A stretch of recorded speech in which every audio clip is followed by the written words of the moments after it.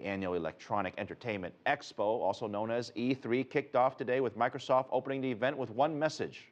It's all about the games. Yakenda McGahey joins us now live with the details. It's a fun story. Yakenda? Most certainly is, Philip. While Christmas may be months away for most of us, it has come early for the gaming industry at the annual Electronic Entertainment Expo happening all week here in Los Angeles. As gaming retailers, developers, and enthusiasts survey the hottest AAA rated titles soon to be released this holiday season, and as the Big Three unveil their 2014 lineup.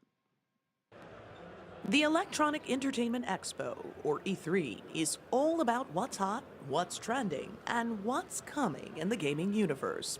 As always, the biggest hype surrounds the newest lineups unveiled by the Big Three: Sony, Nintendo, and Microsoft. But the real game being played here is that of one-upmanship. Which company can create the biggest buzz? First up, Microsoft and its product showing.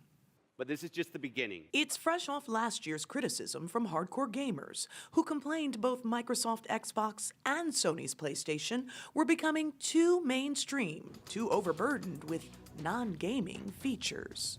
PlayStation 3 had a couple of problems. One, it was overpriced when it first came out. Sony tried to sell it as this thing could play Blu-ray movies. This is an all-in-one system, where the Xbox One sort of had that same tactic. They also said, we're going to be integrated with your television. You can watch television. We're going to have the NFL on Xbox One and things like that. And that sort of distracted from the core message, and the gamers didn't really like that. Microsoft vowed this year it's all about the games. The latest edition of big-name games like Assassin's Creed, Halo, and one of the world's best-selling games, Call of Duty. Two newly developed game titles and a trend towards cooperative gaming. That is, groups of people playing with each other instead of against each other.